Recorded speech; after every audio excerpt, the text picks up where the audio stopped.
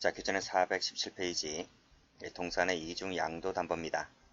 자, 이중 양도담보는 양도담보를 한 번 더 했다는 거예요. 자, 관련 판례가 두 개가 있는데 각각 체크하시고, 자, 두 가지 다 모두 보셔야 됩니다. 최근 시험 경향을 보게 되면 이런 수준까지 나오기 때문에 이런 것도 대비를 해 두셔야만 됩니다. 성형 사출기 사건부터 먼저 보도록 하죠. 자, 읽어봅니다. 자, 갑은 은행으로부터 대출을 받았다. 자, 그 담보로 성형 사출기 세대, 사출기는 공장 기계를 말합니다. 자, 양도담보를 설정했다 그랬죠. 그쵸? 여전히 그 물건은 내가 점유하고 있던 중, 그쵸? 다시 병과의 사이에 있어서 또 다시 한번 양도담보 계약을 체결했다. 여기까지 무슨 죄가 될 거냐 하는 거예요. 제가 전 시간에 돼지 소 얘기하면서 우리가 양도담보 했다고 해서 스탬프를 찍어서 등짝에다가 양도담보를 설정했다라고 표시 안 해둔다고 했죠. 안 해둔다고 하기 때문에 이런 문제가 발생하는 거예요. 그쵸? 자, 그랬을 때 이 두 번째 줄에 나와 있는 양도담보 계약 체결한 것이 이 은행 채권자에 대한 배임죄가 될 수 있을까를 보셔야 됩니다. 또 하나는 자, 마지막 줄 정이란 사람에게 사출기를 매각하고 아예 팔아버렸어요. 자, 요것은 무슨 죄가 될 거냐를 각각 보도록 하겠습니다. 자, 노트 펴볼게요. 자, 노트를 펴보시면 여기 그림 나와 있죠. 자, 그림 봅니다.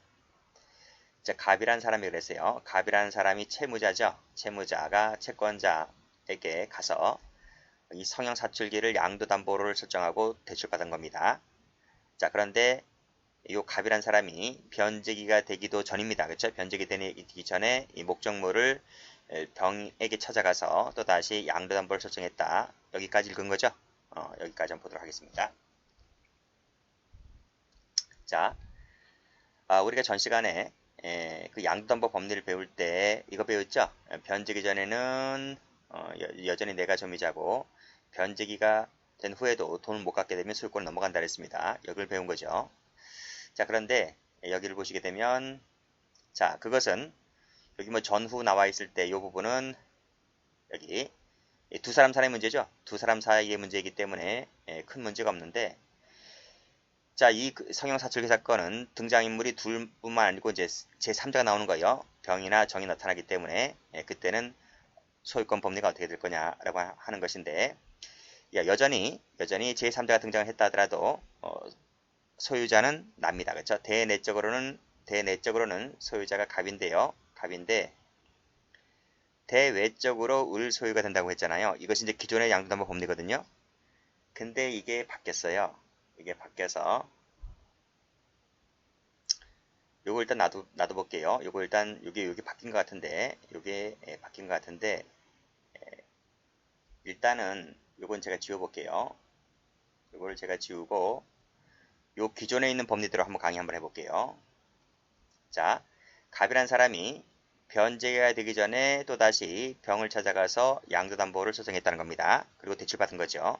이것이 을에 대한 관계에서 무슨 죄가 될 거냐 라고 하는 것인데 자, 갑은 여기 보세요.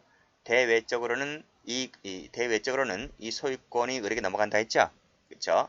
제3자가 등장하게 되면 소유권이 넘어가게 되는데 따라서 갑은 을의 동의 없이 멋대로 처분할 수가 없는 거예요. 처분권한이 없는 거예요. 처분권한이 없기 때문에 갑은 무권리자다. 무권리자가 처분권한이 없는 무권리자인 갑이 이걸 처분했기 때문에 이 행위는 무효단 말이에요. 무효. 법적으로 무효란 말이에요. 법적으로 무효이기 때문에 따라서 담보권자인 을이 손해볼 여지가 있다 없다?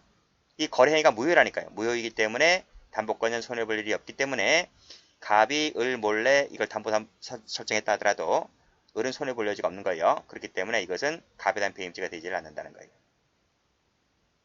됐습니까? 됐습니다. 어쨌든 답은 배임죄가 되지 않아요. 자, 문제는 두 번째입니다. 자, 갑이 이 담보 목적물을 양도담보한 것이 아니라 아예 팔아버렸어. 정이라는 사람에게 팔아버렸어. 매각해버리고 사출기도 다 갖다 줬습니다. 갖다 준 것은 을에 대한 관계에서 배임죄가 될 거냐 하는데 요건 배임죄가 된대요. 판례가. 왜요? 팔아먹었으니까. 팔아먹지 않고 여전히 내가 갖고 있을 때는 배임죄가 안 되는데 팔아먹었을 때는 배임죄가 된대요. 자, 팔아먹은 것은 을에 대한 관계에서 배임죄가 되는 것이지 여전히 정에 대한 관계에서는 배임죄가 안 된대요. 왜? 이 사람 무거울리게 된 거니까. 무슨 말인지 알겠죠? 이것이 바로 기존 판례였었습니다. 근데 이 판례가 바뀌어요. 어떻게 바뀔까요? 이게 바뀐다고요. 자, 여기서 제가 전 시간에 했던 판례를 한번 보도록 합니다. 여러분 교재는 399페이지를 보세요. 399페이지. 얘를 보시면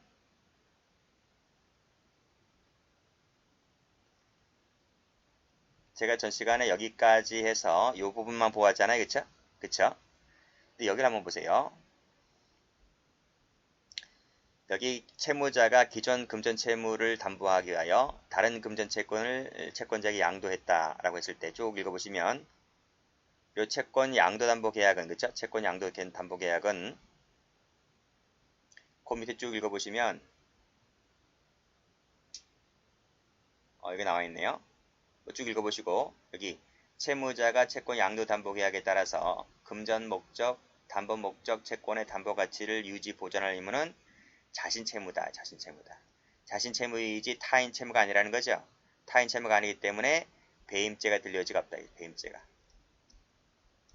뭔 말인지 아시겠죠? 자, 그래서 여기를 다시 한번 와보시면 갑이 지금 양도담보 계약을 체결하고 지금 대출금을 받았잖아요. 그래서 요 물건을 팔았을 때, 요 정액에 팔았을 때, 팔았으면 돈을 받았을 거 아니겠습니까? 돈을 받게 되면 받은 돈으로 이렇게 빚을 갚으면 되는 거예요. 따라서 갑이 을 몰래 이걸 팔았다고 해서 이것이 을에 대한 타인 사무 처리자, 이 담보 목적물을 변제기 전까지는 유지 보존해야 할 의무가 없는 것이다. 그래서 이걸 처분했다고 해서 을에 대한 관계에서 배임죄가 되지 않는다는 거예요. 그래서 우리가 전 시간에 말씀드렸죠. 전 시간에 노트에서 보시게 되면 이거잖아요.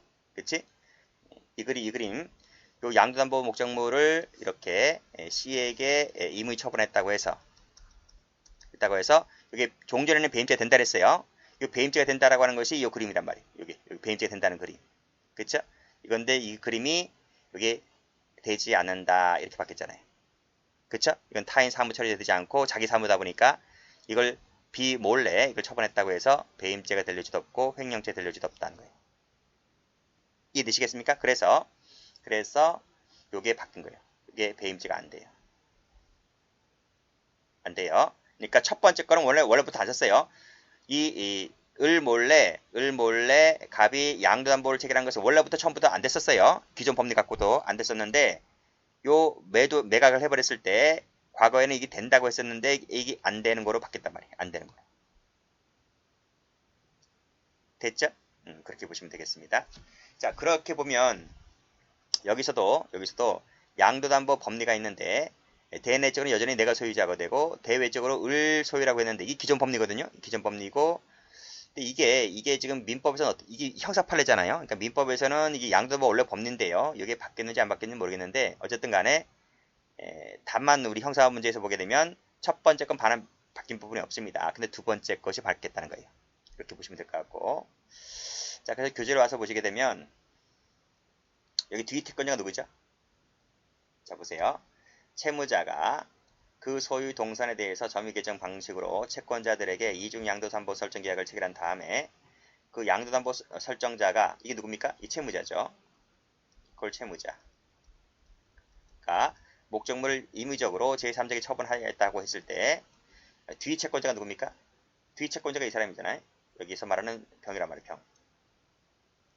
여기서 말하는 병입니다. 병이라 적어보세요. 자, 병에 대해서 그리고 첫 번째도 여기 나중에 설정 계약을 체결한 권리자 채권에 나오죠. 이 사람도 병입니다. 에 대해서는 배임죄가 되지를 않는다. 이게 바로 첫 번째 사례, 첫 번째 거. 따라서 요것은 뭐다? 끄집어내면 을에 대한 배임죄는 되지가 않는다. 이거는 바뀐 부분이 없습니다. 옛날과 똑같습니다. 근데 이제 밑에 각주에 나와 있죠. 각주를 보시게 되면 여기 매각했죠. 매각했단 말. 매각해서 인도했다 하더라도 여전히 이건 타인 사무가 아니다 이거지. 그렇죠? 타인 사무가 아니고 여전히 자기 사무라는 말이에요. 자기 사무. 이게 바로 판례 변경되게 나옵니다. 판례 번호가 여기 나오지? 전환합작 판결에. 전환합작 판결할 때 나올 거예요. 그래서 이것은 타인 사무로 볼 수 없기 때문에 을은행에 대해서 무죄다. 이거. 당연히 병에 대해서도 무죄겠죠. 무죄이지만 가장 바뀐 부분은 이겁니다. 요거. 이게 바뀌었다는 거예요. 됐습니까? 자, 그래서 여기 올라가 보시면 이 부분이죠. 여기 매각한 부분, 여기 매각한 부분, 이 부분은 여전히 을에 대해서도 배임죄가 되지를 않는다. 됐어요? 그러니까 어떤 것도 이것도 제가 안 되고 이것도 제가 안 되는 거예요. 그래서 예전 교재에서는 여기 이제 배임죄가 된다 그랬거든요. 된다 그랬는데 여기 판례가 바뀌었습니다. 그래서 안 되는 거로 이렇게 하셔야 돼요. 다 안 됩니다. 다 무죄다. 이렇게 보시면 될 것 같고, 여기 나오는 판결 요지는 여기 양도담보 설정 계약에 관련된 판결 요지입니다. 됐어요? 그렇게 정리해 두시면 되겠어요. 자, 넘겨볼게요. 넘겨보시면 매도담보까지 좀 보도록 할까요? 매도담보는 출제가 양도담보보다는 잘 안 나옵니다. 잘 안 나오고 나온 적도 있어요. 여기 보면 별표가 돼 있잖아요. 별표가 돼 있긴 한데 이건 예전에 뭐 사법시험에 나왔던 뭐 한 번, 두 번, 세 번 그게 답니다. 잘 안 나와요. 그래서 보겠습니다. 자, 이건 뭔가 하면 노트에 나와 있나? 노트에 그림이 있는가 볼게요. 노트에 그림 없네요.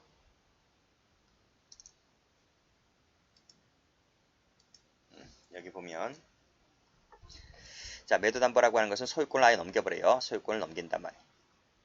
우리가 그 양도담보는 소유권 안 넘겼죠? 다시 볼까요?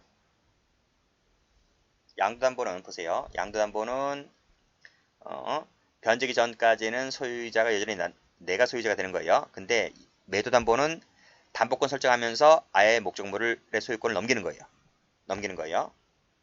그 점이 다른 거예요. 그래서 일단 소유권 넘겨요. 넘기지만 내부적으로는 야, 내가 임마 이거를 너한테 당장 내가 팔고 싶어 파는 게 아니야. 내가 돈이 공해서 파는 거지. 그러니까 또 꼭 1년만 기다려 줄래? 1년만 기다려 달라는 거예요. 그래서 내가 너한테 돈 빌려가지고 돈 벌어서 원금 이자를 1년 내에 갚을 테니까 그때 갚으면 그 물건 꼭 나한테 돌려줘야 돼? 라고 하는 거예요. 무슨 말인지 알겠죠? 너 그전까지 팔면 안 돼? 라는 거예요. 그래서 일단은 소유권 니한테 넘긴다는 겁니다. 넘기고 내부적으로 변제기에 내가 채무 변제가 있으면 다시 그 소유권을 나에게 반환하는 것, 이게 바로 뭐다? 매도 담보다 하는 거예요. 자, 그랬을 때 여기 얘가 나와 있죠. 채무자가 변제기 전에 처분하면 그때는 이 물건이 소유권이 저 사람에게 있는 거잖아요.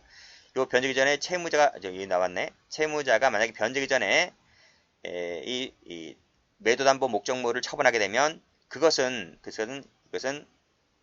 타인 소유, 채권자 소유죠. 채권자 소유, 그 다음에 내가 점유하고 있는 거죠. 자기 점유이다 보니까 그때는 이게 횡령이 가능한 거예요.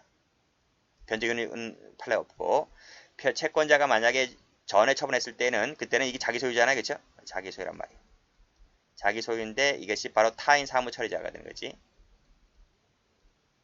그렇죠? 그래서 이건 배임죄가 될 수가 있단 말이에요. 됐죠? 그렇게 보시면 될 것 같아요.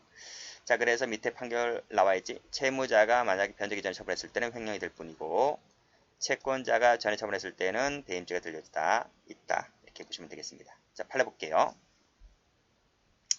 타인에게 매도담보한 재물을 사용하고 있는 채무자가, 그쵸? 채무자가 누굽니까? 이 사람이지. 그쵸? 그 물건을 처분하였다면 뭐가 된다? 횡령이 된다. 자, 그 다음 채권담보로 목적물 소유권 이전 등기를 마친 채권자. 채권자 이 사람이죠? 그쵸? 이 사람이죠. 변제기일 이전에 처분했습니다. 저당권 설정해줬죠? 그러면 뭐가 된다? 배임죄가 들려지다 있다. 이것은 환매권. 이 환매권이 뭡니까? 환매권이 바로 이퀄 매도담보를 얘기하고 있는 거죠. 자, 그 다음 채권자가 변제기 후에 처분했을 때 어떻게 될 겁니까? 그때는 무죄입니다. 그건 양도담보랑 똑같아요. 그래서 환매기일이 도과된 이후에 채권자가 처분했다 하더라도 배임죄가 되지를 않는다. 이렇게 정리하시면 되겠습니다. 자, 됐죠? 자, 앞에 나와 있는 그 성형 사출기 사건, 왜 안 본 것 같은데요? 여기 안 봤네요. 이거 한번 보겠습니다. 자, 피고인이 에어컨입니다. 에어컨 동산이죠? 동산입니다. 자, 피해자에게 양도담보를 제공했습니다. 점유 개정 방식으로 여전히 내가 그 점유하고 있다가 이를 제3자에게 또다시 양도담보를 제공했다는 거죠. 그랬을 때 밑에 나와 있지? 처음에 양도담보권자에게 대해서는 처음에 양도담보권자 누굽니까? 이 사람이지. 그쵸? 에 대해서는 배임죄가 될 여지가 없다. 그쵸? 똑같은 거예요. 여기 요 사례에서 두 번째 줄까지 이 범죄랑 똑같은 거예요. 자, 됐습니다. 여기까지 하겠습니다.